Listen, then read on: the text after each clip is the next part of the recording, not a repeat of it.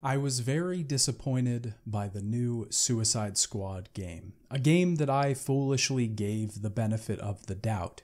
Most everything in this game does not appeal to me personally. The dialogue is incredibly corny at times, verging on cringe-inducing.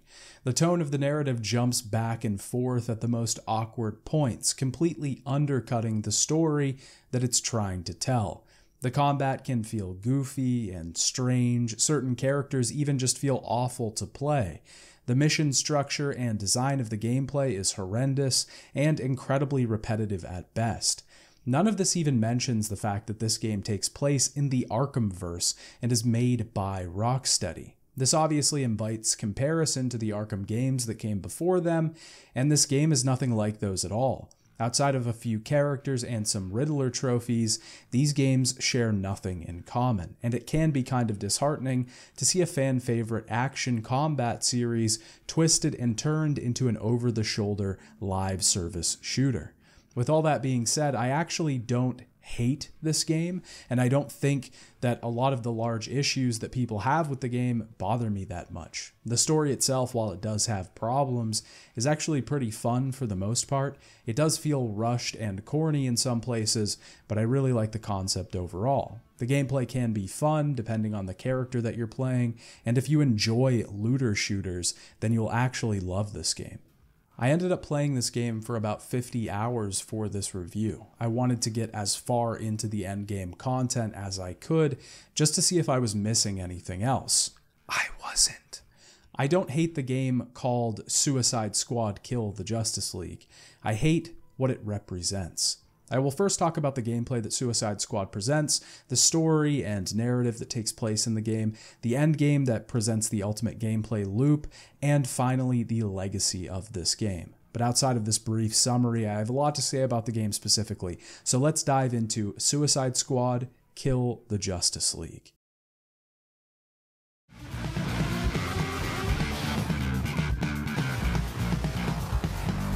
Starting off with gameplay, Suicide Squad plays like your average looter shooter with a few new twists.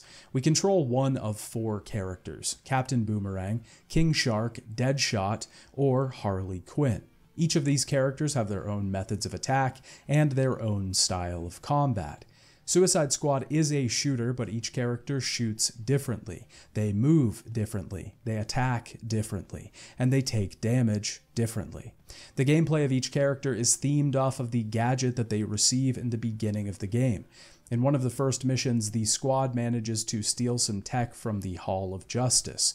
Captain Boomerang steals a Speed Force gauntlet, allowing him to utilize the Speed Force in short bursts. He throws his boomerang through the air and teleports to its location. This can only be used twice without touching the ground, but Boomerang can also dash forward or straighten the air a couple of times. Each character also uses specific weaponry. Obviously, Boomerang uses his Australian toy to melee enemies. He can also use shotguns and SMGs. His whole style is very up close and personal. It's about moving fast, getting in and out of combat, dashing into a group of enemies, using the shotgun to blast through a group of foes, and dashing out quickly. King Shark doesn't actually steal any equipment at the beginning of the game. He uses his innate abilities to move around. He can jump forward very far and jump straight up into the air. He also has 3 dashes that can be used to get a little extra movement. King Shark can use assault rifles, shotguns, and heavy weapons. His melee attack uses a hook weapon to eviscerate his foes. Shark is very much the tank of the group. He can take a lot of damage and rips through crowds, dealing a lot of sustained damage. Harley Quinn steals Batman's drone at the beginning of the game. This allows her to grapple and swing from the drone. The swing has to recharge, and it gets longer each time that we use it, requiring us to touch the ground to recharge it. Harley uses a bat as her melee weapon and can use pistols, SMGs, and heavy weapons. Harley can be used in a variety of ways and kind of exists as a middle ground between the other characters. She's a hybrid sort of mediator person. Deadshot is the final member of the team. He steals a jetpack at the beginning of the game and uses that for traversal. He can boost forward for a certain period of time and then recharge the bar once before touching the ground. He uses his wrist cannons to melee attack enemies and can use assault rifles, pistols, and sniper rifles. Deadshot is the precision member of the group. He is much more focused on doing a lot of damage in an accurate way, true to his character. He can even use his jetpack to hover while shooting enemies in the air. Again, each character plays their own way and moves their own way. The first thing I want to talk about here before we get deeper into combat is traversal. I feel like I have to talk about this because I've seen so many people praising this game for its traversal, and I think that's hilarious. The game is set in Metropolis, which is not a massive map by any stretch. We can head from one side to the other in around 2 minutes. To start missions and even in the endgame, we'll have to run back and forth all over the map. Making traversal engaging and fun is something very necessary in a game like this. Not only because we need to be able to efficiently move around in combat, but also because we need to be engaged while heading across long distances. I think this is something that the game mostly does poorly. First of all, there are 2 characters that I just absolutely hate to use outside of combat. Harley Quinn and Boomerang both have some of the worst traversal when we aren't fighting. Boomerang is probably the slowest in the game when it comes to covering distance. His boomerang throws run out very quickly. Once we throw the rang twice and dash 3 times, if we're still in the air, we have to fall before we can use it again. Of course, if we can manage to cling to a building and run up the side, we can effectively keep the movement going. Or we can slide on a rooftop, but if something isn't near us, then we just fall all the way to the ground and keep going. It really halts movement in an abrupt way. Harley Quinn isn't much better. She can effectively swing twice without having to wait much for the swing to recharge. She can grapple to recharge this, but if we're too high in the air, then there may be nothing to grapple onto. We then lose all of that verticality. We can at least dive to the ground, and while diving, we will regenerate swing charge. This is useful when high in the air, but there are, again, a lot of times when we find traversal being halted by being forced to fall all the way to the ground to get our charges back. Now, both of these characters actually perform all right in combat, but as we'll talk about in the endgame and story sections, the game isn't just all combat. We will also have to traverse back and forth across Metropolis, especially when farming for made-up currency after the story is over. King Shark was honestly my favorite character to play. He is very tanky, does a lot of damage, and he can move pretty quickly. I measured how fast each character could get from one side of the map to the other, and he was the fastest. He has the best movement. In combat, he isn't nearly as good as someone like Boomerang, who can teleport and dash upwards or just get away from damage, but he makes up for it by being able to take more damage. Deadshot is a character that I was conflicted on. At first, I really didn't like his movement at all. The jetpack controls are very janky and awkward. It's really strange to get used to, and actually the entire way that the game does traversal takes some getting used to. It really isn't intuitive at all. But Deadshot can be both useful in combat, moving around quickly, hovering above enemies to shoot ground types while we stay up high, and outside of combat. He is the second fastest character when measured over long distances. Once we can get a grasp on using him effectively, he actually becomes useful. Overall, I don't really think traversal is that good compared to something like the Arkham games, which is the most apt example in this situation because these games are in the same universe, developed by a lot of the same people. Moving around in this space can feel clunky and awkward, strange and odd, but also fulfilling, quick, and responsive at the same time. When it works, and when it doesn't, it really doesn't. But traversal isn't the only aspect of this game we have to worry about. A lot of our time will be spent shooting bad guys. Out in the world, Brainiac has begun to invade, and we need to take out his goons, the ones he has controlled. Over time, we will gain access to a myriad of different mechanics that complicate combat slightly. In the beginning of the game, we are absolutely bombarded with new features and mechanics nearly every mission. It almost seems endless for a while and is incredibly overwhelming. This is really just bad design, not letting mechanics sit with the player, allowing them to become okay with their presence. But before we can make peace with one feature, another is already being introduced, shoved down our throat before the other is finished digesting. We fight many different enemies in Suicide Squad, grunts and troopers, small, low-level brainiac soldiers that shoot at us or attack up close, snipers that try to pick us off from a distance, bombers and destroyers are two types of larger enemies. They both have multiple health bars and require sustained firepower to take down. Corrupted vehicles like helicopters and tanks will attack us from ground and air, bringing in the big guns, if you will. Shooting enemies damages them. Each enemy has their own weak points, spots where critical damage is done. Melee attacking an enemy will get rid of any shields that they have and send them flying, making them vulnerable to critical attacks for a few seconds. If we shoot at an enemy's legs, then they will become harvestable. We can melee attack them here to gain shields. Shield is basically our health in this game. It does not regenerate on its own outside of some modifiers provided by weapons or stats. We have to regenerate it with shield pickups, either by killing enemies in specific ways or harvesting them. Afflictions seek to add more complexity to the combat. These are modifiers that can be applied to weapons. This is basically elemental damage, but they all do something different, like burning the enemy for damage or freezing them in place. Certain missions even allow us to use cars in combat to take enemies out faster. We can counter enemy attacks before they are made to stun them, take out their shields, do damage, or prevent a massive assault. There's just always something to look at here, another trick up our sleeve, another ace that we have ready to go. It can kind of be a lot. As we complete missions and kill enemies, we will level up, allowing us to spend our talent points on a specific character's skill tree. Each character is leveled independently, meaning that if you want to play with all 4 characters at Endgame, you must level them individually. The talent trees are pretty expansive and do provide a ton of options for different builds and styles of play. There is a massive amount of variety here, and that is essential for a looter shooter like this. More variety comes in the form of gear. We can equip 2 different weapons at any given time, a melee weapon, a grenade, a shield mod, a traversal mod, a neck bomb mod, and a lucky charm. The last 2 are reserved for a little bit later in the story once we get to higher levels. But with each piece of gear not just increasing our damage, but also having a ton of modifiers that could change the way we move, the way we play, or even the character's basis for combat, there are a massive amount of options here. Now, I must say that the combat, the skill trees, and the gear systems are all great for a game like this. They work very well. They provide the player with a massive amount of variety in the type of build that they want to go for.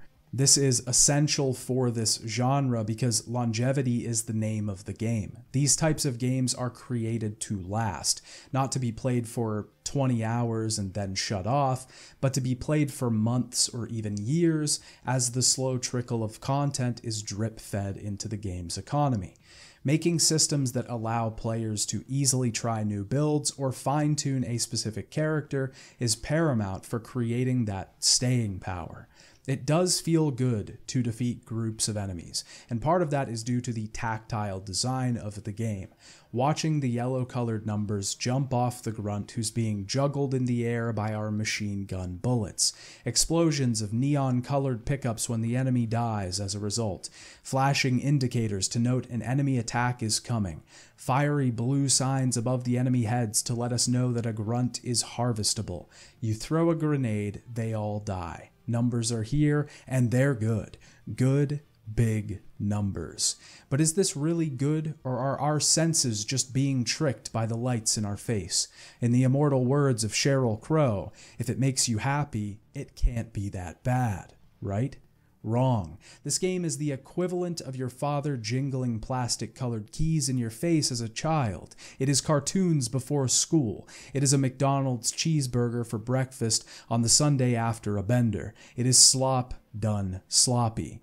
The most egregious and worst part of the game overall is the mission design. For the majority of the main campaign, we will complete the same missions over and over again. We will defend a transport vehicle as we guide it somewhere. Once it gets there, we will defend it while it sabotages equipment. We will defend plants as they grow. We will defend hacking points. The only thing we do other than defend is collect things. The second and final mission type in this game is one where we have a small vehicle that serves as our base, and we kill enemies until we can save a civilian and bring them back to the vehicle. Rinse and repeat. We can also collect data from killed enemies in another very similar type of mission. In reality, outside of boss battles, there are two types of missions. That's it. It's either defend or collect. In the beginning of the game, it isn't really that bad because the missions still seem at least slightly different. Once we near the end of the main campaign, the veil is lifted, and we realize how truly repetitive it all is. The loop for the main campaign is like this: complete either a defense or collect mission, a cutscene plays, and then do it again until we reach the end game. There are side missions here, what the game likes to call support missions. These are used to unlock new features and are some of the most annoying in the game. Each one puts a restriction on combat. For example, certain missions will require that we only damage enemies with critical hits. This means that we can only hurt them if we shoot their weak point or melee them first. These missions are not only repetitive, but also inflated with faux challenge through the lens of recycled content. It's incredibly tiresome, but once these support missions are completed, these restrictions don't rear their ugly head again. That's good, I guess. The support missions do return, though, and are infinitely repeatable during the endgame.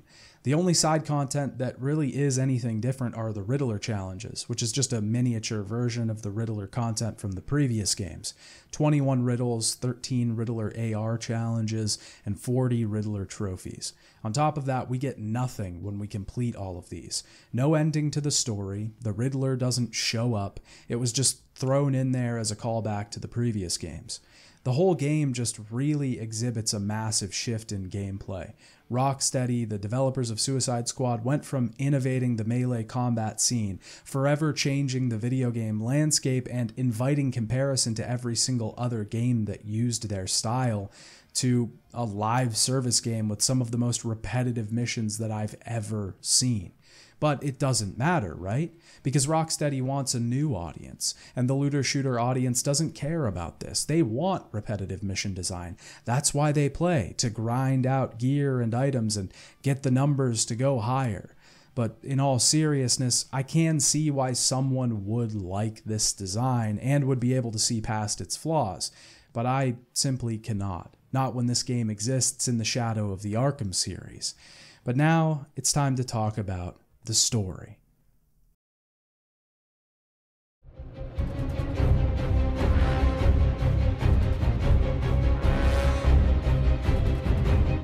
I want to first say here that I will be spoiling the story for Suicide Squad Kill the Justice League. If you don't want the story spoiled, then skip to this point in the video. That being said, I would be shocked if you somehow managed to avoid the story's spoilers this long and still want to play the game and are watching this video all at the same time. The story begins as Metropolis is covered in dust. The burning husk of the city is all that's left to us. We play each of the 4 characters, serving as our introduction to the individual playstyles and the characters in the game. As the group makes their final assault on Brainiac, they are pushed back, and we jump back to when all this began, a week earlier at Arkham Asylum. Amanda Waller has arrived here to recruit one person from these 4 to a team.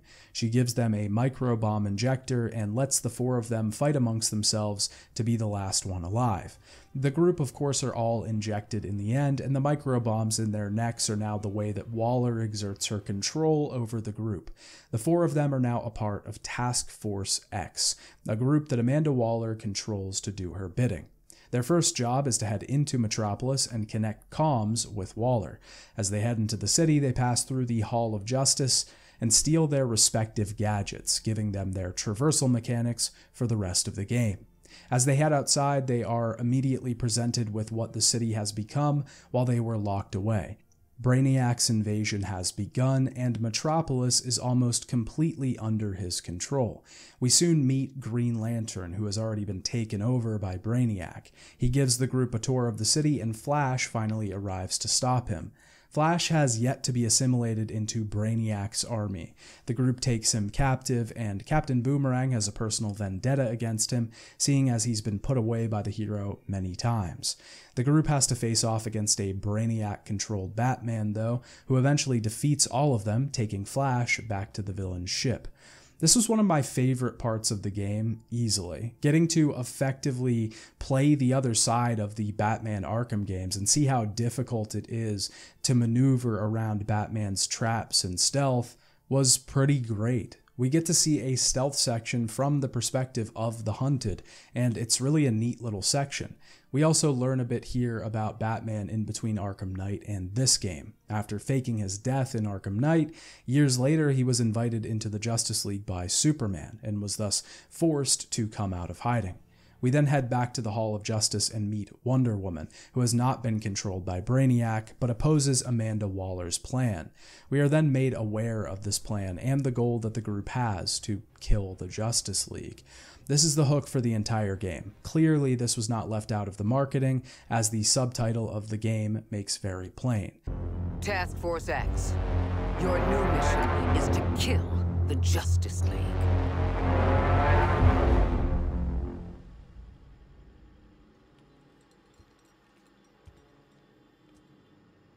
We've got no chance. I won't play out the points of the story bit by bit because it mostly goes how you'd think from here on. A lot of the beginning portions of the game are spent trying to find a way to fight the Flash after he is turned by Brainiac. This is like the first half of the game though, and then after that we start fighting the Justice League one by one, taking them all out. Now, this is probably the biggest problem with the game's story. The beginning half of the game is just far too long, and the second half of the game is just far too short. Most of the first half is spent recruiting people to unlock new mechanics for the Hall of Justice, or just combat in general. Penguin unlocks crafting weapons, Poison Ivy unlocks adding afflictions, Toyman unlocks modifying weapons, Gizmo unlocks the cars in combat, etc. Once we get the necessary equipment to take down the Flash, we can track him to an empty stadium, and we have our first boss fight. The boss fights in Suicide Squad have a similar problem to the rest of the game in terms of quality. They start off pretty great and just fall down from there. The first fight against the Flash is pretty good. He of course moves quickly, but Toyman has created a device that we can use to negate the Speed Force. We can charge this up by countering his attacks, so not only do we have to get damage off on him, we also have to keep this anti-Flash device charged. The battle gets a little more complex as it goes, with Flash summoning tornadoes and the like. Green Lantern is the second boss, and here we have to destroy his constructs to get rid of his shield, and then we can damage him. But the Batman fight is where things take a bit of a dive. We track Batman to his lair, and he uses fear gas on the team. We have to play each character as they confront their fears and slowly walk through a dark Batcave to release Harley's fear toxin that I guess she made in Arkham or something. Then we face a very large version of Batman while we avoid the most telegraphed attacks imaginable. Then the last hero that we fight, Superman, is basically just the same thing as the Flash. We counter him to charge a device that lets us hurt him. It becomes super forgettable very quickly, and finally the ultimate boss fight at the end of the game, Brainiac, is literally just an alternate dimension version of the Flash. This final boss is just a spit in the face of everything we've done. Sure, there's some changes to the boss here, and it does bleed a bit into the endgame loop, but to just repeat a boss from the beginning of the game to close out this story is lazy as fuck. We'll get more into why that happens in the next section, but before we move on, I want to address something about the story, and that's death.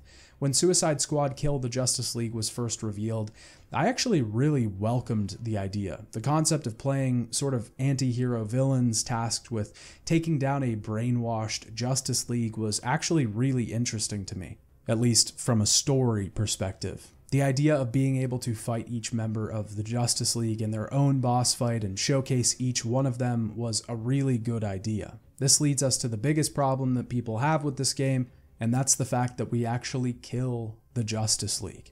At the end of each of these boss battles, the Flash, Green Lantern, Batman, Superman, all of these heroes are actually killed. The biggest problem people have out of these four is Batman, mainly because this is the Arkhamverse and they just killed off the main character.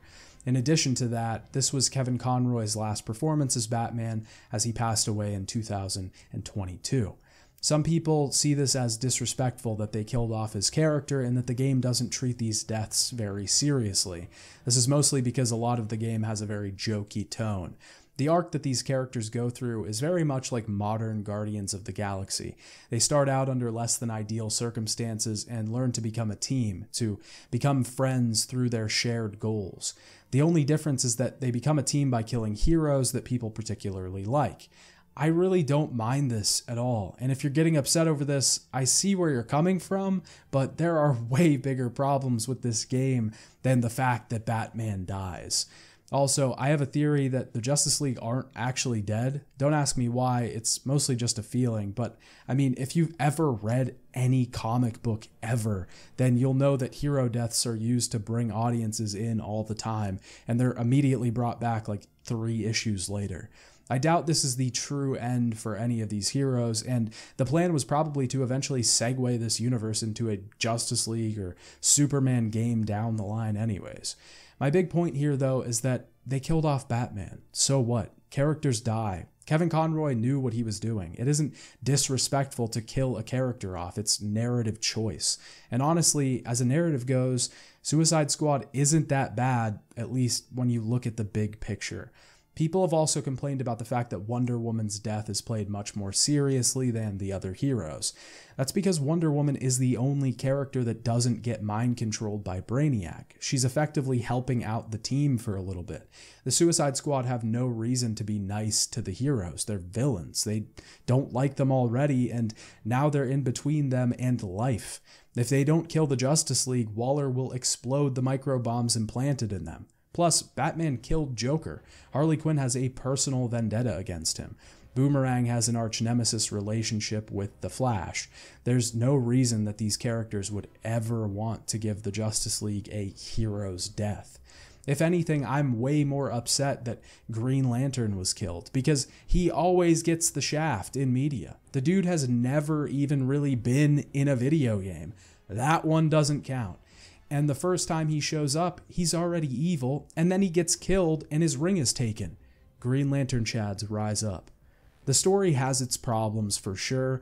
Once the killing of the Justice League starts, the game just rushes to its conclusion.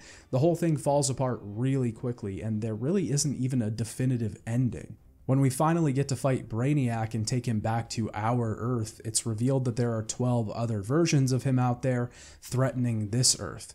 This is where the Endgame starts, and the story is mostly left unfinished, waiting to be completed by the other seasons of the game that will be released in the future.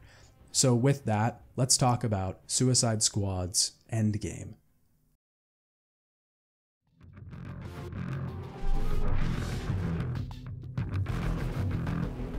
Once we reach the point in the game where we defeat Brainiac, that's where the game really begins, right? Exactly. This is a looter shooter. We're supposed to play this thing for 200 hours. We're supposed to keep playing this game over months, addicted to its cycle, to the loop that the project pulls you into. The developers should succeed at creating an unhealthy relationship where we engage with the thing not because we want to, but because we need to. The end game of Suicide Squad is simple. We can complete small support missions, which are the exact same ones that we completed before, but now we can do them an infinite number of times to get Promethium crystals. These crystals allow us to head into incursions. There are 3 different incursion missions, all with differing rewards. One gives us guns, one gives us shield mods, and the other gives us neck bomb mods. But they are literally just the exact same missions that we've done before. Destroy crystals and incubators, protect plants, kill enemies while we stand around alien tech. If you thought the story was repetitive, then this shit is about to get a lot more same. We can only do these incursion missions when we have the proper amount of Promethium crystals. These missions have increasing mastery levels that will make enemies stronger, but will also provide more rewards, more experience, more items, more resources. We can also complete killing time missions, which are just endless modes where the enemy gets stronger the more we kill. And we can also complete the Brainiac fight again at higher mastery levels to get other rewards. So the loop here goes: complete support missions to get Prometheum crystals, use those Prometheum crystals to complete incursions to get gear, do more support missions, do incursions at higher levels, repeat, repeat, repeat. That's it. That's what the end game of Suicide Squad has in store for us. I'm not much of a looter shooter guy in general, but that doesn't mean that I haven't played or enjoyed them in the past. I've played quite a bit of both of the Destiny games and had a good amount of fun with them. When done right, these games can present a satisfying loop to engage with, something that both pulls you in and keeps you there, a cycle that is challenging while also providing ample reward for your efforts. This is something that Suicide Squad does not do. Its endgame presents an incredibly hollow shell of what these games aspire to be. There really just is nothing here. Like I said before, the game does present a good amount of variety, so there is a lot of room for different builds. Weapon variants and modifiers on gear pieces are vast, talent trees are massive, and once we reach max level with a character, we get access to another skill tree that affects the whole squad, which is even larger. But the content that you have to suffer through to get access to this variety is fucking abysmal. I kept playing the game for far longer than I needed to because I wanted to be sure that I wasn't missing something. And at the end of the day, I could really only play the game for about 20 minutes at a time because I was just so bored repeating the same thing over and over. Suicide Squad promises more free content updates in the future, and their Season 1 update seemingly includes new characters in that of an Elseworld Joker, the one that we saw in leaks months ago. I'm assuming that the story will be developed over time, that more gear, more repeat missions, and more reused boss battles will be introduced. Aren't you guys excited for Season 2? You get to fight Batman again, but this time he's blue. This brings me to my final point, that this future is not what I wanted from Rocksteady. It's all just so tiresome.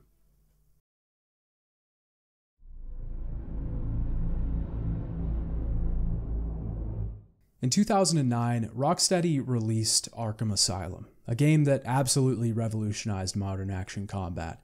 This game introduced something that nearly everyone was impressed with. It not only fit the world and character to a T, but it was also mechanically efficient in a way that no one saw coming. It's a style that's still being used and copied to this day. 2 games by Rocksteady followed, each creating their own distinct place in this trilogy, all with their pros and all with their cons.